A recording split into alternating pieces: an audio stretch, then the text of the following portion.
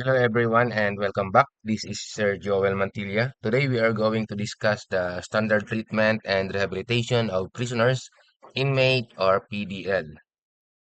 First topic natin sa standard treatment and rehabilitation of prisoners is yung safety and orderly. Dito sa safety and orderly, meron tayong una is security.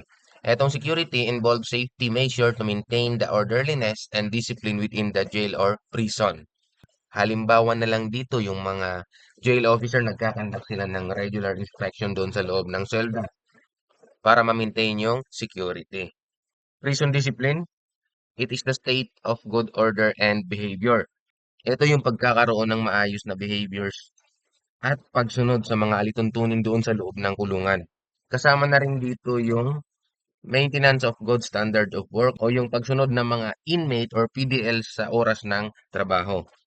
Sanitation, yung pagpapanatili ng kalinisan sa loob ng kulungan. Safety, educational, health, and recreation.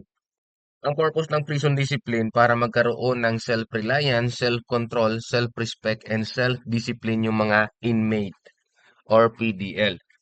Preventive discipline, it is a prompt correction of minor deviation committed by prisoner before they became serious violation. Itong preventive discipline ay kailangan sa loob ng kulungan. Ito yung agarang pagsita o pagkorek o pagwasto sa maliit na paglabag ng isang PDL bago pa man ito lumala at maging serious violation. Next is control. It involves supervision of prisoners to ensure punctual and orderly movement from one place, work, program, or assignment to another. Ito naman yung maayos na pagbabantay at pangangasiwa sa mga PDL upang matiyak ang maayos at tamang paglipat nila mula sa isang lugar, galing sila sa kanilang selda, papuntang work assignment or recreation area.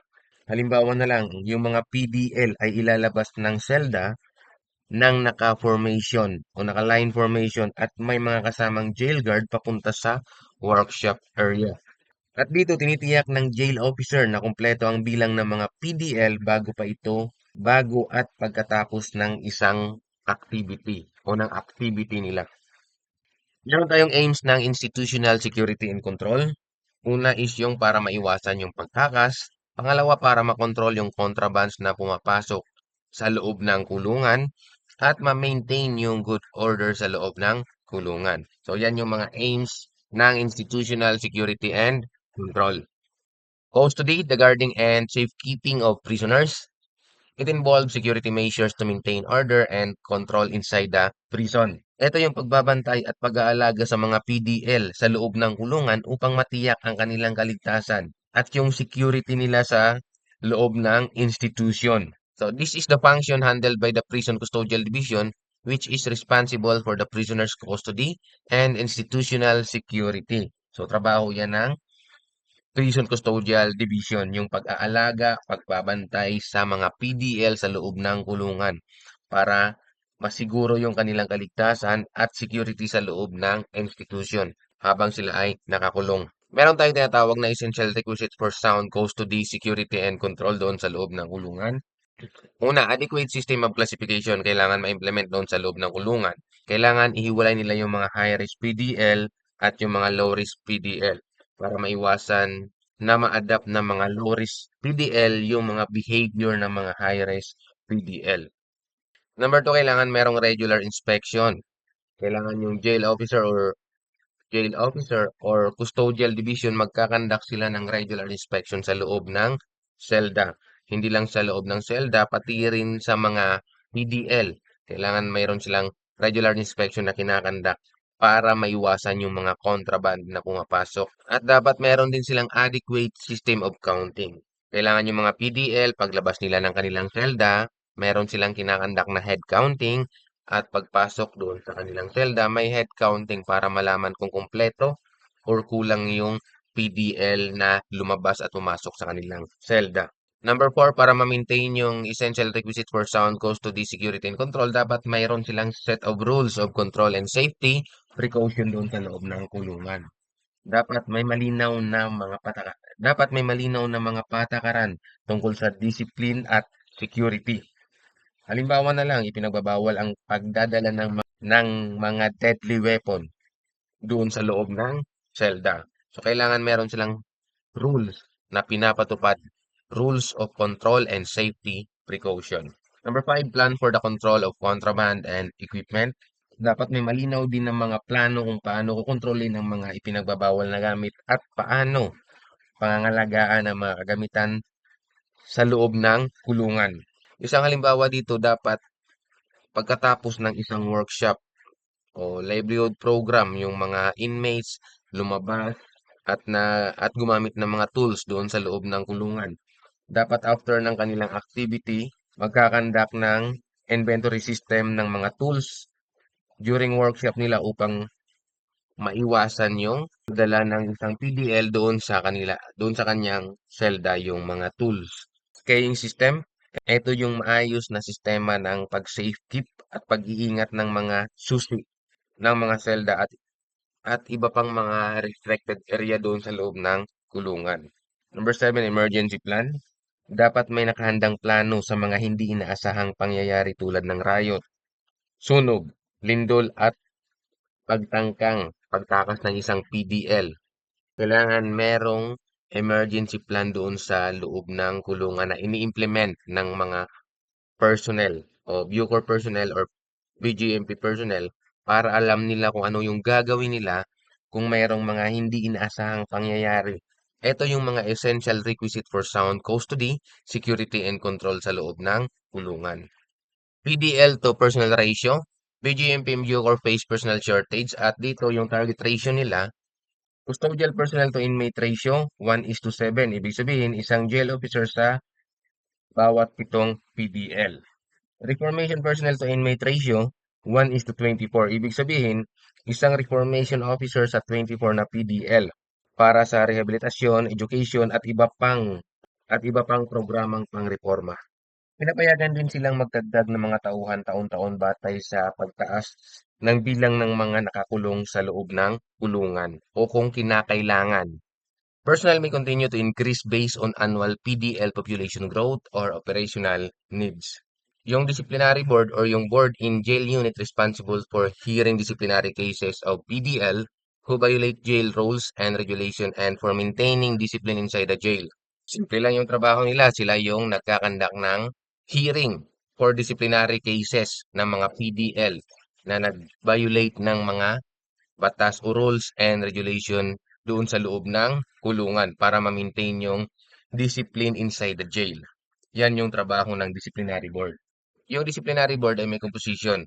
Una is yung chairperson nila. Yung chairperson, siya yung assistant warden. Yung chairperson, meron siyang 5 member. Unang member niya is yung chief custodial or security officer. Pangalawang member niya yung medical or public health officer. Pangatlo, jail chaplain. Pang-apat, yung inmates welfare and development officer. At panglima is yung inmate representative. Ito yung bumubuo sa disciplinary board doon sa loob ng kulungan. Yung duties and function ng disciplinary board, una ay sila yung nagkakandak ng examination and review doon sa reported misconduct ng isang PDL kapag merong isang PDL na nai-report sa kanila na nag-commit ng isang violation. After that, magkakandak sila ng hearing kapag kailangan doon sa designated area. At kailangan lahat ng mga kaso ay ma-resolve within 48 hours upon receipt in accordance with the BGMP Manual Section 25. So, ito yung duties and function ng disciplinary board. Authorized disciplinary action, ito lang yung pwedeng i-implement ng mga disciplinary action ng disciplinary board. Una, for detainee, number 1, verbal warning or reprimand. Kakausapin yung isang PDL na nag-commit ng violation o babasahin sa kanya yung nilabag niyang batas at bibigyan siya ng warning. Yan yung verbal warning or reprimand. Number 2, restitution or compensation. Kapag yung isang PDL ay may nasirang gamit doon sa loob ng kulungan, kailangan niya itong bayaran. Pagbabayad o pag-aayos ng nasirang gamit. Number 3, suspension of privileges or pwedeng makansila yung mga recreational privileges na ibinigay sa PDL. Number 4, pwedeng mabawasan yung visiting hours doon sa mga PDL. Confinement in a cell for a maximum 7 days per month.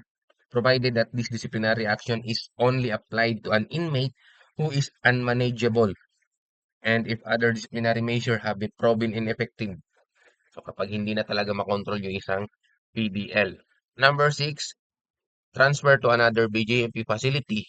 Yung isang PDL dahil sa kanyang violation, pwede siyang i-transfer from another BJMP facility.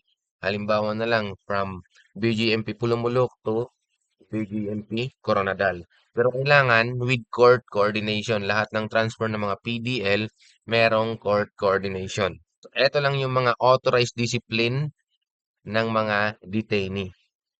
For prisoner naman, number 1, verbal warning or reprimand. Number 2, restitution or compensation. Number 3, madadagdagan yung duties or community service sa loob ng kulungan ng isang PDL. Number 4, temporary or permanent suspension of recreational privileges. Number 5, reduction of visiting time. Number 6, cell confinement up to 7 days per month. Ito yung last resort na kapag hindi na talaga makontrol yung isang PDL. Or maaaring matransfer to another BGMP jail with coordination. At yung panguli ay pwedeng masuspend yung visiting privileges for up to 1 month. Except lang sa mga lawyer, physician, or religious minister ng isang PDL. Note, visiting privileges of person not considered immediate family under RA 7438 may be permanently cancelled, except lang sa lawyer ng isang PDL, physician, or religious minister. In addition to these penalties, yung disciplinary boards pwedeng mag-recommend doon sa warden the partial or full forfeiture of CTA, yung good conduct time allowance, pero depende pa rin sa seriousness ng offense na ginawa ng isang PDL. Under yan ng Section 27 BGMP Manual. Next, yung limitation on disciplinary punishment for PDL.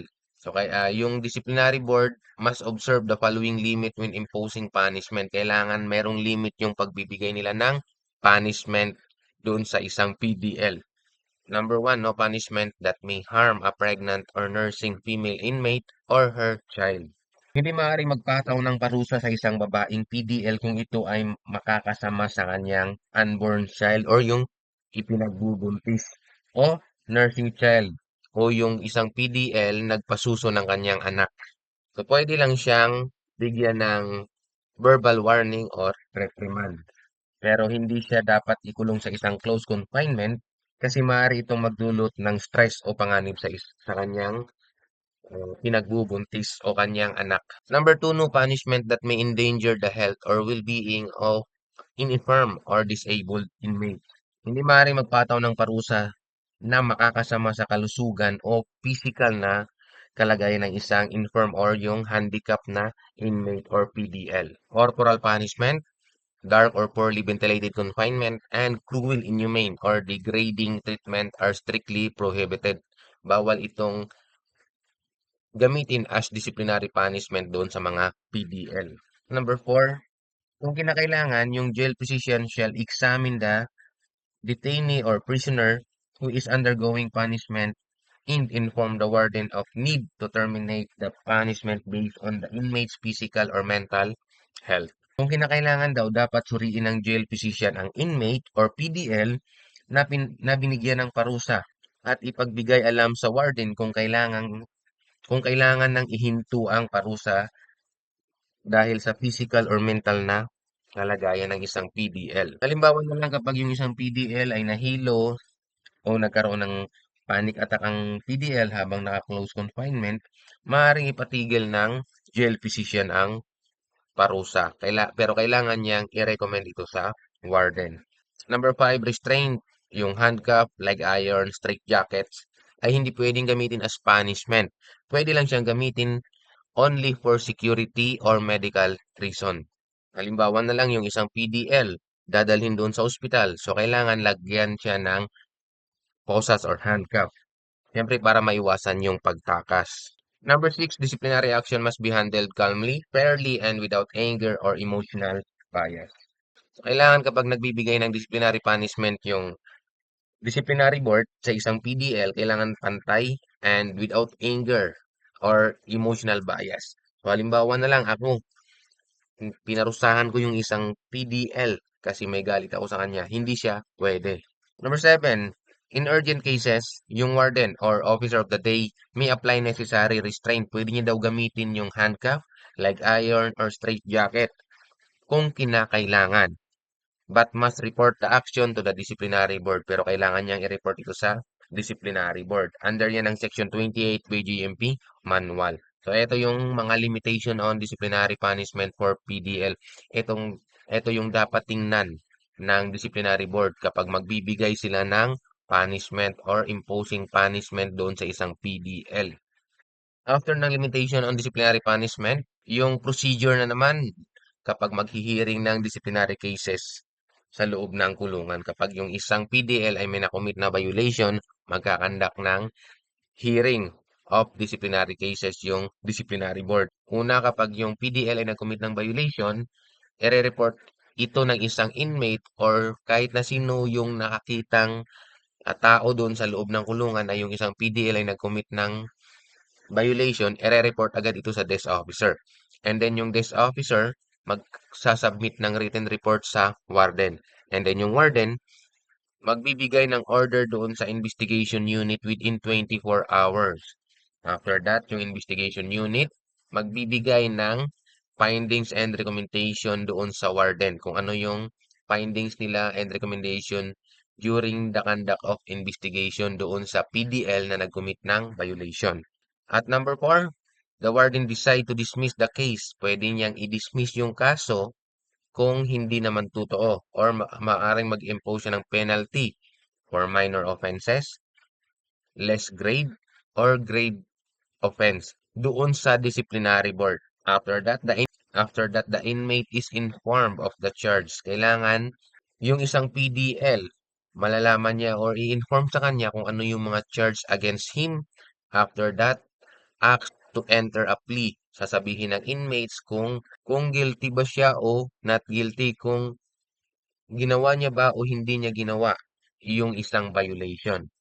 Kapag yung inmate admits the guilt, the penalty is imposed. Agad-agad na i-impose yung penalty kapag nag-admit yung isang PDL. Kapag hindi naman, if inmate denies the charge, a summary hearing is conducted where evidence is presented. So magkakandak sila ng summary hearing. Yung disciplinary board magkakandak ng summary hearing kapag yung isang PDL ay dininay niya yung charge against sa kanya. At doon sa summary hearing, lahat ng mga evidence na kailangan ay i-present doon sa hearing. Number 7, the disciplinary board decide based on the merit of the case. Yung disciplinary board magdi-decide lang sa punishment na ibibigay nila sa isang PDL, magbe-base lang doon sa mga evidence na nai-present during summary hearing. And number 8, the decision is reviewed and approved by the warden. So kailangan pa ring i-review at i-approve ng warden yung findings ng disciplinary boards. At kapag na-approve na ng warden, ruling is final and executory. So, kailangan nang i-implement under niya ng Section 29 BGMP Manual. So, ito yung mga procedure kapag nagkaroon ng hearing of disciplinary case. Next is yung ground for disciplinary action. PDL misconduct is classified into light or minor offense, least grade, and grave offenses based on severity, impact on jail security, and threat to public safety. Any act or omission that violate BGMP rules and regulation can be grounds for disciplinary action. Unahin natin yung minor or light offenses. Number 1 is selling or bartering non-contraband items. Ito yung pagbibinta, ito yung pagbebenta or pakikipagpalitan ng mga personal na gamit ng kapwa PDL. Number 2, rendering personal services to other inmates. Kapag yung isang PDL ay nagbigay ng personal service doon sa ibang inmate. Number 3, poor personal hygiene or untidy appearance. Kapag yung isang PDL ay mabaho, gusgusin, may violation na siya under ng minor or light offense. Littering or failure to maintain cleanliness. Number 5, making frivolous or groundless complaint. O yung isang PDL gumawa ng isang complaint na walang katuturan o pabigla-biglang reklamo. Halimbawa na lang yung isang PDL nag-complain doon sa management ng walang basis, that is under ng minor or light offense. Number 6, pagsusumbong ng di katotohanan o pagpapalabas ng mga issue sa ibang PDL. Number 7, late information or head count without valid reason. At yung panghuli is willful waste of food. So, under yan ng minor offense or light offenses. Kapag ito yung nilabag ng isang PDL, inmates, or prisoner, yung ibibigay sa kanya na disciplinary action is minor or light offenses. Next is yung less grave offense. Una is not reporting for work without valid reason. Number 2, failing to help injured BGMP personnel or inmates. Number 3, failing to assist in putting out of fire. Kapag mayroong nasusunog sa loob ng kulungan, yung isang PDL ay hindi tumulong na apulahin yung sunog. Number 4, misbehavior during religious, social, or group activities. Number 5, swearing, cursing, or using offensive languages towards others. Halimbawa na lang yung pang-aalipusta o pagmumura ng isang PDL doon sa ibang PDL. Number 6. Number 6, faking illness to avoid work. Ito yung pinakapaboritong gawin ng mga student na kapag meron silang rebili at hindi naka-attend ng rebili yung isang student, yung reason niya is hindi siya nakapag-attend ng rebili kasi masakit daw yung tiyan, masakit ang ulo, masakit ang ngipin, nagsasakit-sakitan para lang hindi maka-attend ng rebili. Yung nagpapanggap na may sakit para makaiwas sa trabaho. Yan yung ginagawa ng mga PDL. Kapag ito yung ginawa nila, so yung disciplinary action na ibibigay sa kanila is less grave offense. Spreading rumors or malicious intrigues, especially against BGMP personnel. Mga pagpa mga pagpapakalat ng mga chismes laban sa BGMP personnel o sa ibang mga PDL. Number 8, disrespecting BGMP personnel, failing to stand at attention or show due respect. Under siya ng less grave offense. Number 9, forcing other inmate to render services. Yung pinilit niya yung kapwa PDL niya na maglingkod sa kanyang sarili at sa iba pang mga PDL. Wearing unauthorized clothes or exchanging uniform to bypass rules. Number 11, loitering or being in unauthorized areas. 12, using telephone without warden or this officer permission. 13, defacing wall, floor, furniture, or equipment. 14, withholding information harmful to jail administration. Yung pagtatago ng information na makakasama doon sa administration o management. Number 15, possession of lewd or pornographic materials. Ito, yung isang PDL ay nagtatago ng pornografiya o malalaswang materials. Under yan ng less grave offense. Mariyang palad na lang gani, pagbawalan pagid, di mag-ano na lang ang PDLB. Number 16, pagliban sa cell or work detail ng walang dahilan. Being absent from most cell o selda, work, or brigade during head count without valid reason. Under yan ang less grave offense. And last sa less grave offense, yung failing to return issued implements or articles after use. Yung hindi pagbalik ng gamit na inisyu sa isang PDL pagkatapos ng trabaho. Ito lahat is, ito yung mga offense under ng less grave offense. And the last sa disciplinary action is yung grave offense. Number 1, lying in official communication, transaction, or investigation. Number 2, keeping or concealing keys or locks of restricted areas. Pagtatago ng susi sa mga lugar na bawal sa inmate. Number 3, pagbibigay ng regalo, pagbebenta, o pakikipagpalitan sa BGMP personnel ng mga gamit. Bawal yan. Under pala ng grave offense, yung pagtatago ng pera, alahas, or other prohibited contraband doon sa loob ng kulungan. Number 5, bawal yung pagpapatato o tattooing others or yung pagtatago ng mga tattoo paraphernalia. Under yan ng grave offense. Persahang pagkuha ng pera mula sa kapwa PDL or inmates. Number 7, collecting unauthorized fee from PDL or visitors. Number 8, inflicting injury on self or others. Number 9, receiving, keeping, or using liquor or prohibited drugs. Yung pag-inom o pagtatago ng ipinagbabawal na alak o drugs. Number 10, making, possessing, or keeping deadly weapons. Yung paggawa ng deadly weapons, pagtatago, ay under yan ng grave offense. pagtatago ng escape plans. Number 12, unruly behavior or blatant disobedience, yung hindi pagsunod sa disiplina at mga utos ng BGMP personnel. Number 13, escaping, attempting or planning to escape. 14, assessing others to escape. 15, fighting, causing disturbances or inciting riots under ng grave offense. 16, assaulting or disobeying lawful orders from BGMP personnel. 17, damaging government property or equipment. 18, joining gangs or faction that promote division or regionalism. Failing to report communicable diseases. Yung alam mo na yung isang PDL na kasamahan mo may nakakahawang sakit at hindi mo na i-report ito sa BGMP management, yung violation na ginawa mo is grave offense. Number 20, yung pagsusugal, bawal sa loob ng kulungan. Number 21, paggawa ng mga aksyon na banta sa publiko o public safety or national security. Katulad na lang ng radicalization or orchestrating crimes inside or outside the jail. Next is yung classification. Itong classification of inmates, at yung iba pang mga topic ay sa susunod na lang na discussion.